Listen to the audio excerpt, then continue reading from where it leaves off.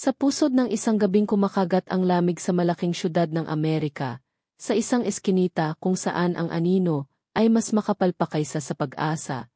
Isang saglit, isang nakaw na tingin, ang magiging misa ng isang kwentong babago sa dalawang buhay, sa paraang hindi nila kailanman inakala.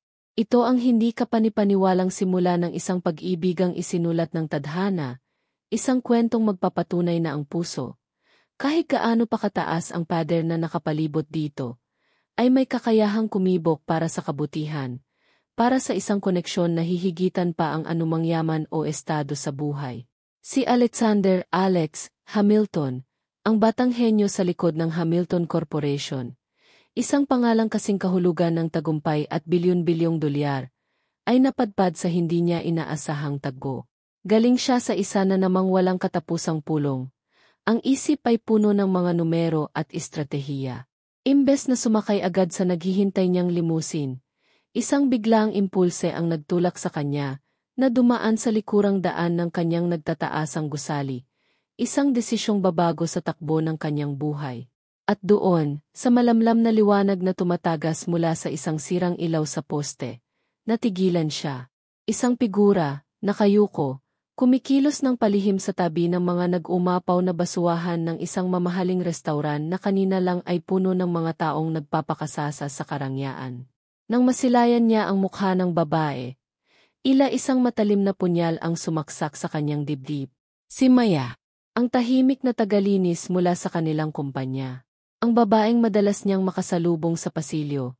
Laging may hawak na palinis, ang mukha'y laging nakayuko. Tila nais maging invisible. Ngayon, sa ilalim ng kalunos-lunos na tabing ng gabi, nasaksihan niya ang isang sikretong hindi nito nais ipaalam kaninuman. Maingat nitong dinampot ang isang piraso ng tinapay na itinapon. Isang pagkain para sa iba ay basura na. Ngunit para kay Maya, sa mga sandaling iyon, ay tila isang biyaya. Ang paraan ng kanyang pagkain, mabilis ngunit may dignidad pa rin. Ang panginginig ng kanyang mga kamay na pilit niyang itinatago.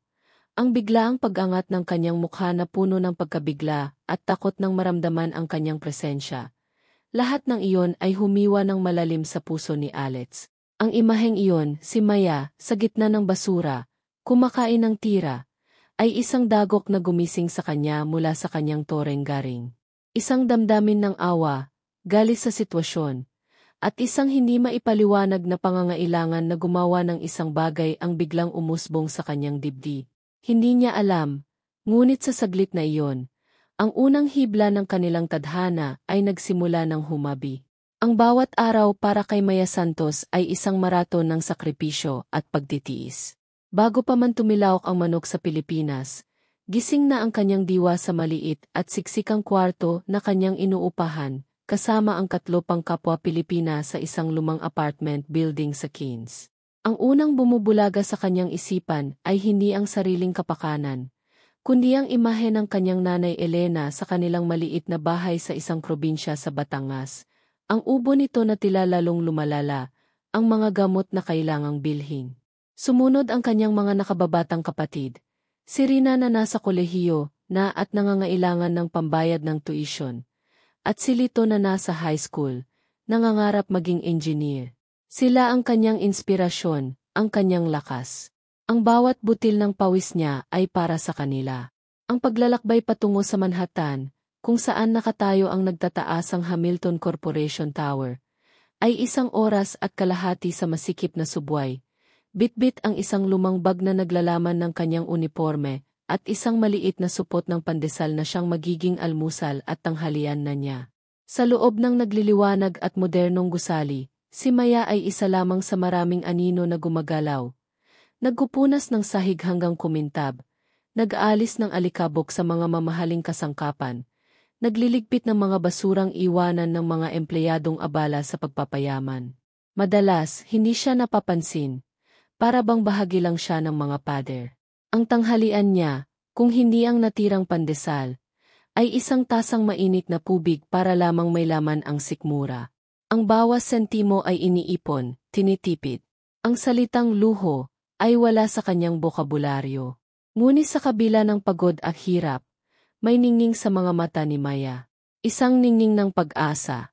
May pangarap siyang itinatago sa kaibuturan ng kanyang puso, ang makapagtapos ng nursing. Isang pangarap na pansamantala niyang isinantabi para sa kanyang pamilya. Sa mga tahimik na sandali, habang naglilinis ng mga walang taong opisina sa gabi, naiisip niya ang sarili na nakaunipormeng puti, nag-alaga ng mga may sakit, nagbibigay ng ginhawa. Iyon ang tunay niyang nais. Ang kanyang kabutihang loob ay likas, madalas, ang kakarampot niyang pagkain ay ibinabahagi pa niya sa isang payat na pusang kalye na laging nag-abang sa kanya sa fire exit. Isang nilalang na tila naiintindihan ang kanyang kalungkutan. Sa kabilang banda naman ng syudad, sa isang penthouse apartment na may tanawing bumub sa buong kalangitan ng New York, si Alexander Hamilton ay napapaligiran ng lahat ng maaring bilhin ng pera, sining, teknolohiya, luho. Ang kanyang opisina sa pinakamataas na palapag ng Hamilton Tower ay testamento ng kanyang kalino at walang kapagurang dedikasyon. Subalit, sa kabila ng ingay ng tagumpay, may isang malalim na katahimikan sa kanyang buhay. Isang katahimikang sumisigaw ng kalungkutan. Ang kanyang mga araw ay isang walang katapusang serye ng mga board meeting, conference calls sa iba't ibang panig ng mundo, mga high-stakes na negosasyon, at mga social event kung saan ang mga ngiti ay kasing plastic ng mga champagne flute. Marami siyang kakilala, ngunit ilan lang ang may tuturing niyang kaibigan. Ang tunay na koneksyon ng tao ay isang bagay na maila. Ang kanyang puso, bagamat tila protektado ng yaman, ay nangungulila sa isang bagay na hindi kayang bilhin ng pera, isang bagay na totoo, isang bagay na makabuluhan. Siya ay isang mabuting tao sa kaibuturan, ngunit ang kanyang mundo ay naging napakaliit. Nakakulong sa mga pader ng kanyang sariling kagumpay. Ang imahe ni Maya sa eskinita, ang kanyang dignidad na pilit pinaninindigan sa gitna ng desperasyon, ay hindi maalis sa isip ni Alex. Para itong isang multo na sumusunod sa kanya, isang tinik na bumabaon sa kanyang konsensya. Sa mga sumunod na araw, sinadya niyang mas maging mapagmasid. Nakikita niya si Maya sa mga pasilyo, sa cafeteria ng mga empleyado, bagamat bihira itong kumain doon, sa elevator. Napapansin niya ang pagod sa mga balikat nito na pilit itinatago, ang maninipis nitong braso, ang sapatos na may kaunting kastas sa gilid. Bawat detalye ay tila isang sumbat. Isang gabi, habang nag-overtime siya, nakita niya si Maya na maingat na nililinis ang kanyang sariling opisina. Pinanood niya ito mula sa medyo nakaawang na pinto. Ang bawat kilos nito ay puno ng dedikasyon, kahit na alam niyang pagod na ito. Nang matapos ito, saglit itong kumayo sa harap ng malaking bintana, nakatingin sa mga ilaw ng syudad. Sa sandaling iyon, nakita ni Alex ang isang anino ng lungkot sa mga mata nito. Isang pagnanais na tila hindi maabot. Doon niya napagtanto na hindi sapat ang awa. Kailangan niyang gumawa ng paraan. Ngunit paano? Paano siya tutulong nang hindi ito lalabas na isang insulto? Paano niya ipapakita ang kanyang malasakit nang hindi mayuyuwakan ang dignidad ni Maya? Isang dignidad na labis niyang hinangaan noong gabing iyon sa eskinita. Ang simpleng pag-abot ng pera ay tila napakababaw at malamig. Naisip niya, dapat ay isang bagay na mas personal, mas may puso. Ang pagkakataong ito para kumonekta, para gumawa ng mabuti, ay hindi niya palalampasin. Ang larawan ni Maya ang naging katalista, ang gumising sa natutulog na bahagi ng kanyang pagkatao. Lumipas ang ilang araw na puno ng pag-isip para kay Alex. Ayaw niyang magkamali. Isang maling hakbang lang ay maaring makasakit palalo kay Maya. Isang hapon, habang nasa isang executive lunch meeting sila sa isang pribadong silid sa gusali, napansin niya ang dami ng sobrang pagkain, mga gourmet sandwich, sari-saring salad, mga imported na prutas, at mamahaling pastry. Halos hindi nagalaw ang karamihan. Bigla, isang ideya ang sumilay sa kanyang isipan. Simple, discreet, at sana, epektibo. Kinabukasan, maaga siyang pumasok, bago pa dumating ang karamihan sa mga empleyado. Maingat niyang kinausap ang kanyang executive assistant, si Sarah, isang babaeng matagal na niyang pinagkakatiwalaan. Sarah, sabi niya, may ipapakiusap sana ako. Starting today, yung mga excess food natin from meetings or catered lunches, Lalo na yung mga high quality at hindi pa nagagalaw. Pwede mo bang i-arrange na mailagay sa staff break room sa isa 0th floor? Make sure is anonymous. Just leave a note. Help yourselves. Nagulat si Sarah, ngunit tumango. Of course, Mr. Hamilton. Consider it done. Hindi na siya nagtanong pa. Sanay na sa kung minsan ay kakaibang request ng kanyang boss. Sa oras ng kanyang lunch break, nakaraniwan ay binubuo lamang ng isang piraso ng tinapay na baon o minsan ay wala talaga. Napilitan si Maya na dumaan sa break room ng isa 0th floor para kumuha ng mainit na tubig. Doon, sa malaking ref, nakita niya ang hindi pangkaraniwang kanawin. Mga plato ng masasarap na sandwich, mga bowl ng sayiwang prutas, ilang slice ng cake. May maliit na note na nakadikit. Para sa lahat. Kumuha lang po. Natigilan si Maya. Ang kanyang sikmura ay biglang kumalam, hindi lang sa gutom kundi sa pagtataka. Sino kaya ang nag-iwan nito? Baka para sa isang specific department lang. Nag-alangan siyang kumuha. Baka mapagalitan siya. Sa loob ng ilang araw, pinagmamasdan lang niya ang pagkain. Nakikita niyang may ilang kumukuha. Ngunit marami pa rin ang natitira. Ang amoy ng pagkain ay tila isang pagsubok sa kanyang determinasyon. Ang gutom ay isang malupit na kaaway. Isang araw, hindi na niya natiis. Ang kanyang katawan ay nanghihina na sa kakulangan ng sustansya. Nanginginig ang kamay na kumuha siya ng isang maliit na ham and cheese sandwich at isang saging. Umupo siya sa pinakasulok na bahagi ng break room, kung saan walang masyadong makakakita sa kanya.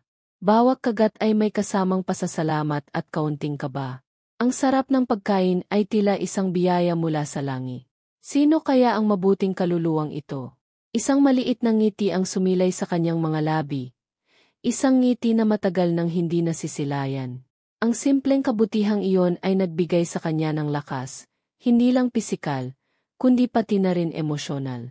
Naramdaman niyang kahit papaano, may nagmamalasaki. Araw-araw, naging ganoon ang eksena. Laging may pagkain sa break room. At si Maya, kasama ang iba pang service staff, ay tahimik na nakikinabang. Hindi alam ni Maya na ang bawat piyaso ng pagkain iyon ay maingat na pinaplano ni Alex. Tinitiyak na laging sariwa at masustansya. Para kay Alex, ang pag-alam na nakakatulong siya, kahit sa maliit na paraan, ay nagbibigay ng kakaibang kasiyahan na hindi niya nararamdaman sa kanyang mga business ventures. Ito ang simula ng isang tahimik na koneksyon sa pagitan nila. Kahit hindi pa nila alam pareho. Hindi nagtagal, ang simpleng pag-iwan ng pagkain ay hindi na naging sapa para kay Alex. Naramdaman niya ang isang pagnanais na makilala pa ang babaeng nagpakita sa kanya ng kahulugan ng tunay na dignidad. Sinimulan niyang aksidenteng makasalubong si Maya. Isang gabi, alam niyang oras na ng paglilinis ni Maya sa kanyang palapag. Nagkunwari siyang may naiwan sa conference room. Paglabas niya, nandoon si Maya, nagpupunas ng mga salamin. Oh, Maya, good evening, bati ni Alex, sinubukang gawing kaswal ang tono. Bahagyang nagulat si Maya. Good evening po, Sir Alex, sagot niya, medyo nahihiya. Kilala niya ito bilang isa sa mga pinakamataas na boss sa kumpanya. Mukhang pagod ka na, sabi ni Alex, napansin ang bahagyang pamumula ng mga mata nito. Medyo lang po, sir. Patapos na rin naman po ako, sagot ni Maya, isang maliit na ngiti ang pilit na isinilay. Sige, ingat ka sa pag-uwi. Medyo malamig sa labas ngayon, bilin ni Alex. Salamat po, sir. Ang mga ganitong maikling engkwentro ay nasundan pa. Minsan sa elevator, minsan sa hallway. Palaging may isang simpleng hello o kumusta ang araw mo mula kay Alex. Napansin ni Alex na si Maya ay hindi lang masipag, kundi matalino rin. Sa mga bibihirang pagkakataon na nagkakaroon sila ng mas mahabang usapan, nahahalata niya ang talas ng isip nito, ang mga opinyon na puno ng sentido komun. Humanga siya lalo. Para kay Maya, ang atensyon mula kay Sir Alex ay isang bagay na hindi niya inaasahan. Sa simula, kinakabahan siya. Ngunit ang kabaitan sa mga mata nito, ang tila sinserong interes sa kanyang kalagayan, ay unti-unting nagpagaan sa kanyang loob. Nagsimula siyang antabayanan ang mga pagkakataong iyon. Ang mga simpleng pagbati ay nagiging highlight ng kanyang nakakapagod na araw. Isang araw, naisip ni Maya na kailangan niyang magpasalamat sa kung sino man ang patuloy na nag-iwan ng pagkain. Hindi niya alam kung sino, pero gusto niyang iparating ang kanyang pasasalamat. Kumuha siya ng isang malinis na paper napkin mula sa dispenser, at isang maliit na ballpen na laging nasa bulsa ng kanyang uniforme. Sa kanyang pinakamalinis na sulat kamay, isinulat niya, "Salamat po ng marami sa pagkain. Isa po kayong biyaya. Naway pagbalain pa po kayo ng Diyos." Maingat niya itong tinupi at idinikit sa pinto ng ref sa break room. Kinabukasan, nang dumaan si Alex sa break room para silipin kung naubos ang pagkaing iniwan niya, nakita niya ang maliit na note. Kinuha niya ito at binasa. Isang kakaibang init ang kumalat sa kanyang dibdib. Isang ngiti ang hindi niya namalayang sumilay sa kanyang mga labi. Ang simpleng M sa dulo ng sulat ay alam niyang si Maya. Ang maliit na piraso ng papel na iyon ay mas naging mahalaga pa sa kanya kaysa sa anumang business contract. Itinago niya ito sa kanyang wallet. Ang ugnayan nila, bagamat hindi pa nila tuwirang pinag-usapan, ay unti-unti nang lumalalim. Pinagtatagpi ng mga sinulid ng kabutihan at hindi inaasahang pagkakaunawaan. Ngunit ang tadhana ay mapaglaro. Isang biglaang pangangailangan sa negosyo ang tumawag kay Alex na lumipad patungong Asia para sa isang mahalagang serye ng mga pulong. 2 linggo siyang mawawala, 2 linggong puno ng jet lag, mga presentasyon, at mga negosasyon. Sa dami ng kanyang inasikaso bago umalis, at sa pagkabalisa sa mga kakaharaping hamon, ganap na nawala sa kanyang isip ang tungkol sa pagkain sa break room. Wala siyang naihabilin kay Sarah. Para kay Maya, ang unang ilang araw na walang bagong pagkain sa ref ay nagdulot ng kaunting pagtataka. Baka naman busilang ang kanilang anonymous benefactor. Ngunit habang lumilipas ang mga araw at nananatiling walang laman ang ref, isang pamilyar na kaba ang nagsimulang bumalik sa kanyang dibdib. Ang dating tulong na nagbibigay sa kanya ng lakas ay biglang nawala. Ang kanyang kakarampot na ipon ay mabilis na naubos sa pamasahe at sa unti-unting pagtaas ng bilihin. Ang pag-asa na nagsimulang sumibol ay tila unti-unting nalalanta. Isang gabi, pagkatapos ng mahigit 1 linggong pagkawala ng biyaya, ang gutom ay hindi na niya makayanan. Ang kanyang sahod ay ilang araw pa bago dumating. Ang mga kapatid niya ay may mga bayarin sa eskwela. Wala siyang ibang mapagkukunan. Sa sobrang desperasyon, ang kanyang mga paa ay muli siyang dinala sa madilim na eskinita sa likod ng Hamilton Tower, ang lugar na minsan na niyang pinagkunan ng lakas ng loob para mabuhay. Ang hiya ay natabunan na ng mas matinding pangangailangan. Nang makabalik si Alex mula sa kanyang biyahe, pagod na pagod ngunit matagumpay, sandamakmak na trabaho agad ang sumalubong sa kanya. Catch-up meetings, reports na kailangang basahin, mga desisyong kailangang gawin. Halos 2 araw siyang hindi halos umuwi. Isang hapon, habang papunta siya sa isang pulong, napadaan siya sa isa 0th floor. Bigla niyang naalala, ang pagkain. Mabilis siyang sumilit sa break room. Ang ref ay walang laman sa bahaging pinaglalagyan niya. Isang malamig na kaba ang gumapang sa kanyang dibdib. 2 linggo. 2 linggo siyang wala. At 2 linggong walang tulong na dumarating kay Maya at sa iba pa. Isang matinding pagsisisi ang kanyang naramdaman. Kinagabihan, hindi siya mapakali sa kanyang opisina. Ang imahe ni Maya sa eskinita noong unang beses niya itong makita ay malinaw na nagbalik sa kanyang isipan. Isang masamang kutob ang nagsimulang kumain sa kanyang loob.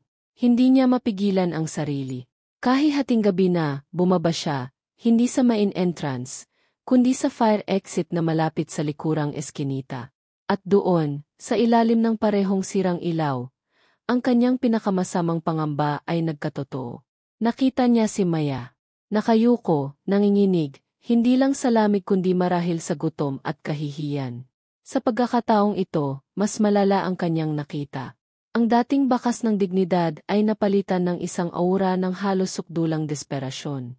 Nanigas si Alex. Ang puso niya ay tila pinipiga. Dahan-dahan, maingat siyang lumapit. Ayaw itong magulat. Maya. Ang kanyang boses ay bahagya lang narinig, puno ng hindi maipaliwanag na emosyon. Si Maya ay napatalon sa gulat, ang hawak niyang piraso ng tinapay ay nabitawan. Nang makita niya kung sino ang nasa harap niya, si Sir Alex, ang isang alon ng matinding takot, hiya, at kawalan ng pag-asa ang bumaha sa kanya. Nagsimulang mamasa ang kanyang mga mata. Gusto niyang kumakbo, magtago, lamunin ng lupa. Mahuli na naman, at ng pinakamataas pang tao sa kumpanya. Ito na marahil ang katapusan ng kanyang trabaho. Pakiusap, halos pabulong na sabi ni Alex. Ang kanyang mukha ay puno ng pagsisisi, at isang emosyong hindi pa kailanman nakita ni Maya sa kanya. Huwag kang mahiya, Maya. Akiusap. Huminga siya ng malalim. Tila nag-iipon ng lakas ng loob. Ako ang dahilan kung bakit walang laman ang ref sa break room nitong mga nakaraang linggo. Ako ang nag-iwan ng pagkain doon. Umingin siya ng diretso sa mga mata ni Maya. Mga matang puno na ngayon ng luha at pagkalito. Nakita kita rito noon, matagal na. At gusto ko lang talagang tumulong, sa paraang hindi ka masasaktan. Ako si Alexander Hamilton, ang ng kumpanyang ito. At ako ang humihingi ng tawad sa iyo ngayon. Ang mga salita ni Alex ay parang bombang sumabog sa pandinig ni Maya. Si Sir Alex, ang siya ang secret benefactor. Ang lahat ng kabaitan, ang lahat ng pagkain, ay galing sa kanya. Isang napakalaking alon ng iba't ibang emosyon ang sabay-sabay na humampas sa kanya.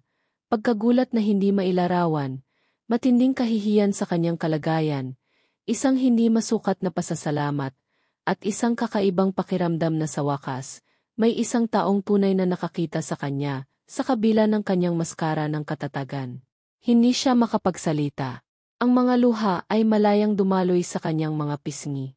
Nang makita ni Alex ang kahimik na pagtangis ni Maya, ang sakit sa mga mata nito, naramdaman niya ang isang matinding pangangailangan na aluin ito. Maya, please, sabi niya, ang boses niya ay malumanay at puno ng sinseridad. Inilapit niya ang kanyang kamay, hindi para hawakan ito, kundi bilang isang alok ng suporta. Wala kang dapat ikahiya. Ang nakikita ko sa iyo ay hindi kahinaan, kundi isang pambihirang lakas. Isang dignidad na kahit ang pinakamahirap na sitwasyon ay hindi kayang sirain. Umupo si Alex sa isang malinis na semento sa gilid. Hindi alintana ang alikabok o ang lamig. Tinapik niya ang espasyo sa tabi niya. Nag-aalangan man, naupo si Maya, menjaga-jara. Alam mo, Maya, pagkapatuloy ni Alex, ang tingin ay nasa malayo, tila nagbabalik tanaw. Ang buhay ko, marami ang magsasabing perpekto na. Nasa akin na raw ang lahat. Isang mapait na ngiti ang sumilay sa kanyang labi. Pero ang totoo, madalas, pakiramdam ko ay may kulang. Isang malaking kawalan. Ang iyong katatagan, ang iyong tahimik na pagpupursige sa kabila ng lahat, ipinaalala mo sa akin kung ano ang tunay na mahalaga. Hindi ang pera, hindi ang kapangyarihan. Tumingin siya kay Maya. Kaya't noong nakita kita rito noon, hindi awa ang naramdaman ko, kundi respeto. At isang pagnanais na, kahit papaano, makatulong. Ang sinseridad sa boses ni Alex, ang kababaang loob na hindi inaasahan mula sa isang taong tulad niya, ay unti-unting kumagos sa depensa ni Maya. Dahan-dahan, sa gitna ng mga hikbi, sinimulan niyang ikwento ang kanyang buhay. Ang kanyang pamilya sa Pilipinas, ang sakit ng kanyang ina, ang pag-aaral ng kanyang mga kapatid. Ang kanyang mga pangarap na maging nurse, na isinantabi para sa kanila. Ang araw-araw na pakikibaka para mabuhay sa isang dayuhang lupain. Ang pangungulila, ang pagod. Si Alex ay taimtim na nakinig. Bawat salita ni Maya ay tila isang kusilyong humihiwa sa kanyang puso. Ngunit kasabay nito ay isang liwanag na nagbubukas sa kanyang isipan. Sa unang pagkakataon sa loob ng mahabang panahon, naramdaman niyang tunay siyang konektado sa isang tao. Hindi bilang hindi bilang bilyonaryo, kundi bilang si Alex, isang taong nakikinig sa kwento ng isa pang tao. Nang matapos si Maya, may isang bagong determinasyon sa mga mata ni Alex. Maya, sabi niya, ang kanyang boses ay puno ng bagong sigla. Nakita ko ang iyong dedikasyon sa trabaho, ang iyong atensyon sa detalye, kahit sa pinakasimpleng gawain. Nakita ko ang iyong talino sa ating mga maikling pag-uusap.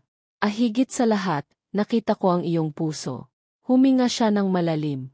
Ang Hamilton Corporation ay may foundation, isang sangay na tumutulong sa iba't ibang adhikain. Mayroon kaming bakanteng posisyon doon, Administrative and Community Outreach Assistant. Ito ay isang trabahong nangangailangan ng isang taong organisado, may malasakit sa kapwa, at handang matuto. Base sa lahat ng nakita ko at narinig mula sa iyo, Maya, naniniwala akong ikaw ang taong hinahanap namin. Natigilan si Maya. Sir, Alex, trabaho po, hindi makapaniwalang tanong niya. Maya, isang tunay na trabaho. Hindi ito kulong na dahil naawa ako sa iyo. Ito ay dahil nakikita ko ang iyong potensyal. Ito ay isang oportunidad na karapat-dapat sa iyo. Isang pagkakataon para gamitin mo ang iyong kalino at puso sa isang mas malaking paraan. At kasabay nito, magkaroon ng mas maayos na buhay para masuportahan mo ang iyong pamilya at maabot ang iyong mga pangarap. Ang mga luha ni Maya ay muling dumaloy. Ngunit ngayon, ito ay mga luha ng hindi masukat na pasasalamat at bagong pag-asa. Ang bigat sa kanyang dibdib na matagal na niyang dinadala ay tila biglang naglaho. Hindi ko po alam kung ano ang sasabihin ko. Alex, maraming salamat po. Isang tinatanggap ko ay sapat na, nakangiting sabi ni Alex. Ang ngiti niya ay tila nagbigay liwanag sa madilim na eskinita. Sa sandaling iyon, sa gitna ng mga basurahan at sa ilalim ng sirang ilaw, isang bagong kabanata ang nagsimula para sa kanilang dalawa. Para kay Maya, ito ang simula ng katuparan ng kanyang mga pangarap. Para kay Alex, ito ang simula ng pagtuklas sa tunay na kahulugan ng yaman, ang yaman ng puso. Ang mga sumunod na buwan ay naging isang whirlwind ng pagbabago para kay Maya. Mula sa pagiging isang halos invisible na cleaner, siya ngayon ay isang respetadong miyembro ng Hamilton Corporation Foundation. Ang kanyang natural na talino, kasipagan, at higit sa lahat, ang kanyang likas na kabutihan at pakikipagkapwa-tao, ay mabilis na sumika. Ang kanyang mga mungkahi sa mga community outreach programs ng foundation, na base sa kanyang sariling karanasan at pangunawa sa pangangailangan ng mga ordinaryong tao, ay naging napakahalaga. Sa wakas, nakakapagpadala na siya ng sapa para sa gamot ng kanyang nanay Elena, at ang kanyang mga kapatid ay hindi na kailangang mag-alala tungkol sa kanilang matrikula. Ang pinakamahalaga, nagawa na niyang mag-enroll sa evening classes para sa kusong nursing, isang pangarap na akala niya ay tuluyan ng nakalimutan. Ang kanyang kumpiyansa sa sarili ay namukadkad. Ang dating laging nakayukong si Maya ay ngayoy taas noo nang humaharap sa mga tao. Ang kanyang mga mata ay nagniningning sa bagong sigla. Ang ugnayan nila ni Alex ay lalo pang lumalim. Ang dating formal na Sir Alex ay naging Alex na lamang. Ang kanilang mga aksidenteng pagkikita ay napalitan ng mga sinasadyang lunch meeting, kung saan pinag-usapan nila hindi lang ang trabaho, kundi pati na rin ang kanyang pag-aaral, ang kanyang pamilya, ang kanyang mga pangarap.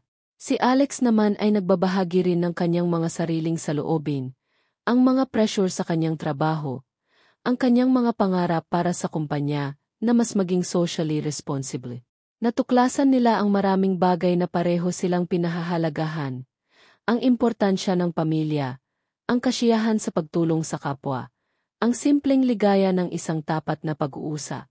Ang agwat sa kanilang estado sa buhay ay tila unti-unting naglalaho, napapalitan ng isang malalim na pagkakaunawaan at respeto sa isa't isa.